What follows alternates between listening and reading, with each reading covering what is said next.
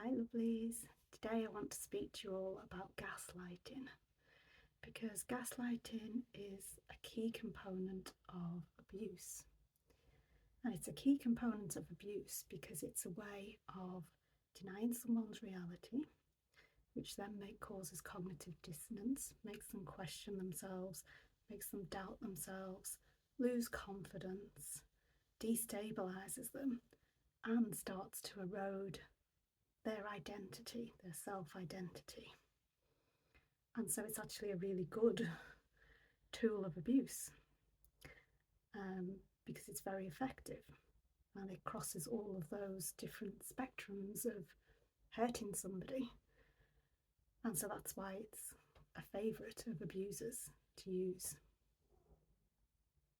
But what I also want to say is that some people think that they've been gaslit when they haven't. And so I wanted to just provide a couple of examples that will help to demonstrate what gaslighting is. I'm going to use very light examples in the hope that it doesn't trigger anybody. So somebody disagreeing with you, even if they're a bit of an asshole, is not gaslighting. That isn't gaslighting. It can be part of abuse depending on how they speak to you and how they behave, but it's not necessarily gaslighting. Gaslighting is the complete and utter denial of your reality to serve their agenda. So when you think about that, it's just slightly different to just having a disagreement with somebody. So I'm going to give you two examples. In the first example, I'm going to use a kind of healthier conversation between people that are in a relationship that's healthy. Okay, so let's say I say, God, I'm boiling hot today. It's so hot today compared to yesterday. And they go, oh, are you hot today? I'm not as hot today.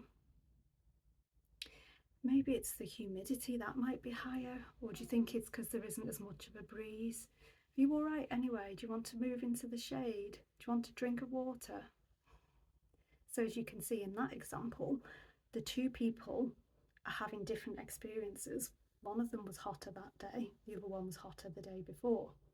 But there's no denial that the other person, it happens to be hotter that day.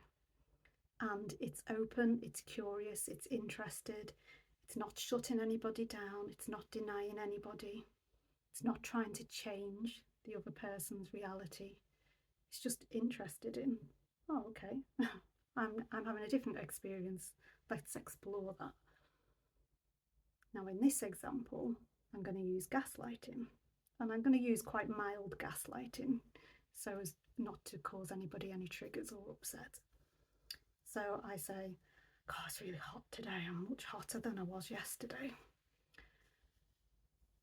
You're hot today? How can you be hot today? It's not even hot today. I bet you're not hot really. You just think you are. You're imagining it. You're always imagining things, you. They'll have a little look at the phone and they'll go, yeah, it was hotter yesterday. No, and it won't have been, and they won't even show you it properly.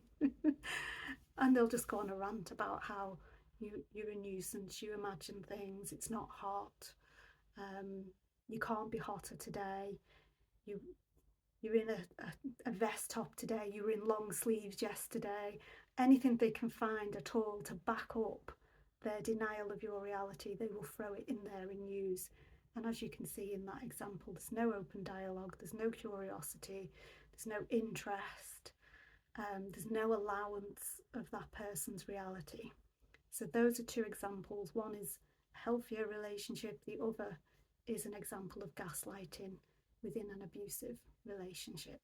So I hope that helps to clear up what gaslighting is. And as you can see from those examples, it's something that abusers use very, very often. They use it a lot because it's hurtful and it's disorienting. You can feel that in the last example. It's disorienting to the person. And if you're disoriented, you're easier to control and abuse. Okay, so I hope this helped. Go well, go lightly, and go with my love.